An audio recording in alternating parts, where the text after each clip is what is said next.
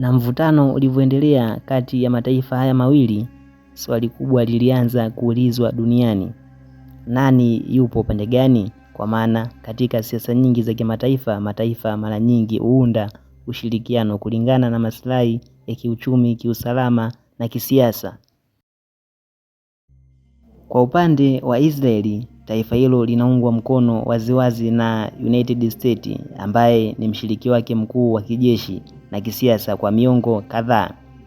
Marekani imekuwa ikisaidia Israeli kwa msaada wa kijeshi, teknolojia ya ulinzi na ushirikiano mbalimbali. Na pia mataifa kadhaa ya Ulaya yaliyo ndani ya NATO yanaonyesha kuunga mkono haki ya Israeli kujilinda, ingawa baadhi yao yanasisitiza umuhimu wa kupunguza mvutano. Kwa upande mwingine, Irani imekuwa ina uhusiano wa karibu wa kisiasa na majeshi ya Russia pamoja na China katika masuala ya kimkakati. Mataifa haya mara nyingi yamekuwa yakisisitiza kupinga hatua za kijeshi na kuhimiza mazungumzo ya amani. Katika eneo la Mashariki ya Kati, Irani pia ina uhusiano na makundi na mataifa yanayoshirikiana nayo katika masuala ya usalama wa kikanda.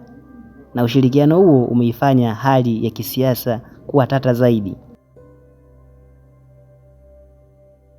Hali hii imewafanya wachambuzi wengi kuanza kulinganisha makundi haya na yale ya vita kuu ya pili ya dunia. Katika vita kuu ya pili ya dunia kulikuwa na kundi la Axis likiongozwa na Germany, Italia na Japan. Na upande wa pili palikuwa na United States, United Kingdom na Soviet Union. Tofauti kubwa ni kwamba katika vita vya zamani makundi yalikuwa wazi na yameandaliwa rasmi kabla ya vita kuanza.